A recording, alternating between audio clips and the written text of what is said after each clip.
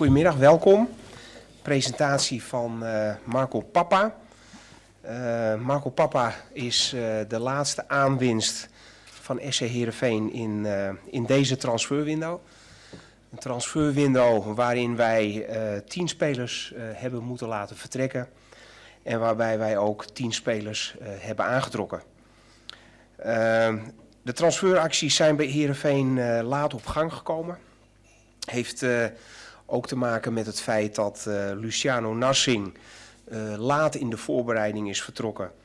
En Osama Assaidi is vertrokken op het moment dat het seizoen al was begonnen. Daarmee zijn de geldstromen binnen Heerenveen ook erg laat op gang gekomen.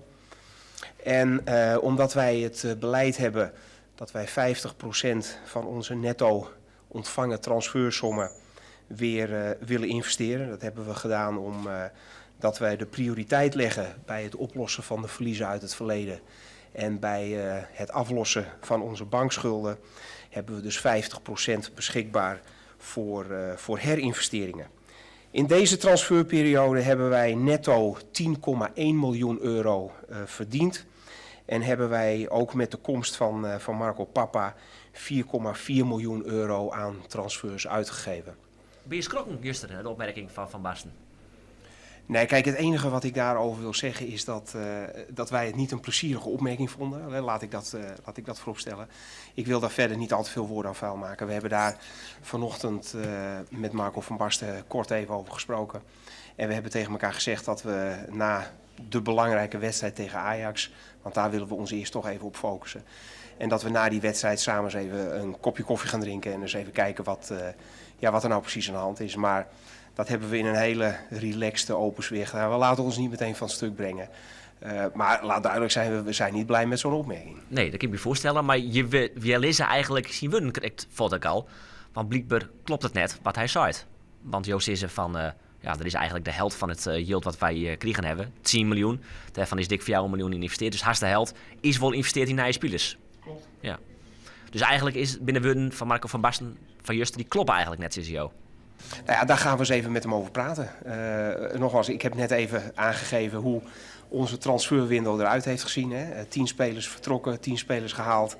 En de netto transferopbrengst is 10,1 miljoen geweest. En daarvan hebben wij, inclusief de komst van Pappa, weer 4,4 miljoen geïnvesteerd. Dus dat zijn de feiten zoals die bij Heerenveen gelden, ja. Hoe kan het dan toch dat hij dat dan ropt? Hij zei het is Santje miljoen, is er, hij hem op. Ja, daar gaan we eens even met Marco over praten. Zover zijn we niet gekomen. Nogmaals, we willen ook even de focus op de wedstrijd hebben. En daar gaan we volgende week eens even met elkaar over praten. Ja. Hoe is je relatie nou op dit moment? Is het nog heel goed? Of hoe is er niks aan de hand? Nee, kijk, nogmaals, dat weet je. Er worden wel eens dingen gezegd en wij laten ons daar niet door van de wijs brengen. We weten waar we mee bezig zijn, we hebben een plan en dit zijn de feiten.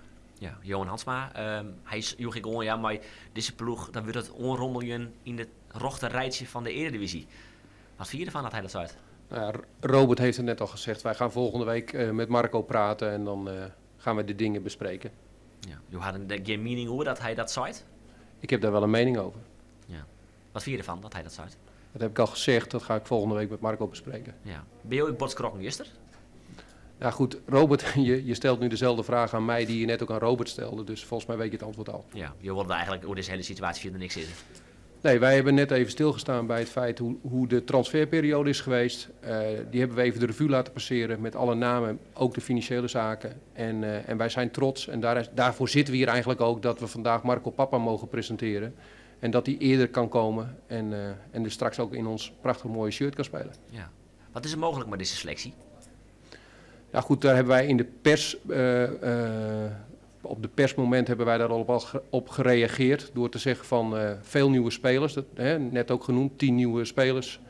Dus dat heeft even tijd nodig, dat moet op elkaar ingespeeld worden. Die tijd die geven we elkaar ook, dat hebben we toen al gezegd. En in de winterstop zullen we eens kijken hoe we er echt voor staan. En wat voor uiteindelijke doelstelling we neer gaan leggen. Dat is niet anders geworden. Dat was gisteren niet zo. Vorige week niet en een maand geleden ook niet zo. Nee, maar is Europees voetbal, maar is de ploeg haalbaar? En nu ga je me dus toch weer uitspraken proberen te ontlokken. Volgens mij was ik duidelijk. Ja, dankjewel. Wie is Kroppen juist de opmerking van Basten? Nee, kijk, het enige wat ik daarover wil zeggen is dat wij het niet een plezierige opmerking vonden. Laat ik dat vooropstellen.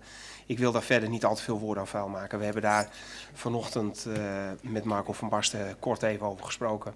En we hebben tegen elkaar gezegd dat we na de belangrijke wedstrijd tegen Ajax, want daar willen we ons eerst toch even op focussen. En dat we na die wedstrijd samen eens even een kopje koffie gaan drinken en eens even kijken wat er nou precies aan de hand is. Maar dat hebben we in een hele relaxte, open sfeer gedaan. We laten ons niet meteen van het stuk brengen. Maar laat duidelijk zijn, we zijn niet blij met zo'n opmerking. Nee, dat kan ik me voorstellen, maar je leest eigenlijk zien we correct voor de kou. Want blijkbaar klopt het net wat hij zei. Want Joost is er van, dat is eigenlijk de helft van het yield wat wij kregen hebben. 10 miljoen, daarvan is dik 4 miljoen geïnvesteerd. Dus haast de helft is wel geïnvesteerd in eigen spelers. Klopt. Dus eigenlijk willen we van Marcus van Basten van Joost, die klopt eigenlijk net zo. Nou ja, daar gaan we eens even met hem over praten. Nogmaals, ik heb net even aangegeven hoe onze transferwindow eruit heeft gezien. Hè. 10 spelers vertrokken, 10 spelers gehaald. En de netto transferopbrengst is 10,1 miljoen geweest. En daarvan hebben wij, inclusief de komst van papa, weer 4,4 miljoen geïnvesteerd. Dus dat zijn de feiten zoals die bij Heerenveen gelden, ja. Hoe kan het dan toch dat hij dat dan ropt? Hij zei het is zo'n miljoen, is er, Nou ja, daar gaan we eens even met Marco over praten. Hè. Zover zijn we niet gekomen. Nogmaals, we willen ook even de focus op de wedstrijd hebben. En daar gaan we volgende week eens even met elkaar over praten. Ja. Hoe is je relatie nou op dit moment? Is het nog heel erg goed? Of? Ja, er is niks aan de hand.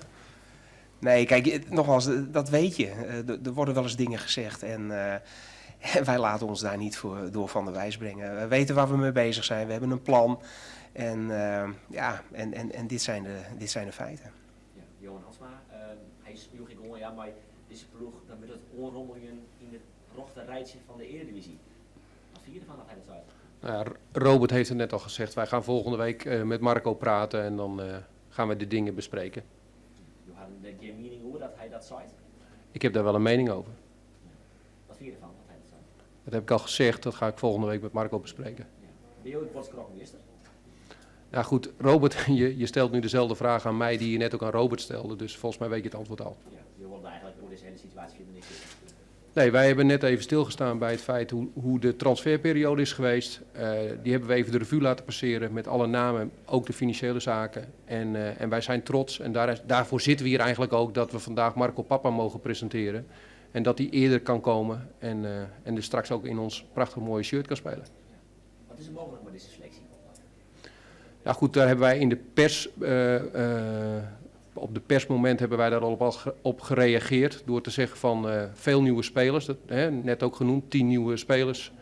Dus dat heeft even tijd nodig, dat moet op elkaar ingespeeld worden. Die tijd die geven we elkaar ook, dat hebben we toen al gezegd. En in de winterstop zullen we eens kijken hoe we er echt voor staan en wat voor uiteindelijke doelstelling we neer gaan leggen. Dat is niet anders geworden, dat was gisteren niet zo, vorige week niet en een maand geleden ook niet zo. Maar is het Europees voetbal, maar is de ploeg haalbaar? En nu ga je me dus toch weer uitspraken proberen te ontlokken. Volgens mij was ik duidelijk. Ja. Klopt het wel dat jou bij de oorlooping van Marco van Basten of Jum als directie hem beloofd hebben dat de helft van het bedrag wat het oplevert in zo'n transfers ik werd geïnvesteerd werden zo'n spelers? Kijk, wij hebben op het moment dat wij praten over de komst van een nieuwe trainer, hebben wij het beleidsplan aan hem gegeven. Hebben we gesproken over de doelstellingen, waar we mee bezig zijn. En wij hebben inderdaad ook gesproken over het feit dat wij een herinvesteringsbeleid hebben. Omdat natuurlijk ook iedereen wel dacht dat er een aantal spelers verkocht zouden kunnen worden. Dus ja, daar hebben wij in alle openheid met elkaar over gesproken. Dat klopt. Maar de afspraak die je hem daarin maakt, klopt het dus wel. Dat je hem de helft van het bedrag investeert zo'n. Ik heb net gezegd wat onze beleidslijn is. En die beleidslijn hebben wij met iedereen binnen deze club gedeeld. Die daar een belangrijke rol in speelt. En dus ook met Marco van Basten, ja. Ja, ik zit even te denken of ik het nou mist heb. Maar volgens mij kan ik hier een antwoord op de vraag of dat inderdaad klopt dat je hem die afspraken maakt. Wij hebben daar geen afspraak over gemaakt. Wij hebben gezegd, en dat hebben wij met een aantal mensen gedeeld, wat ons beleid is. En ons beleid is dat wij 50% van de netto terug ontvangen transferbedragen, dat we die weer gaan herinvesteren. Dat is een beleidslijn van de club. En die beleidslijn hebben wij met een aantal zeer relevante mensen in het voetbalbedrijf, maar ook op de financiële afdeling gedeeld. Dat is ons beleid.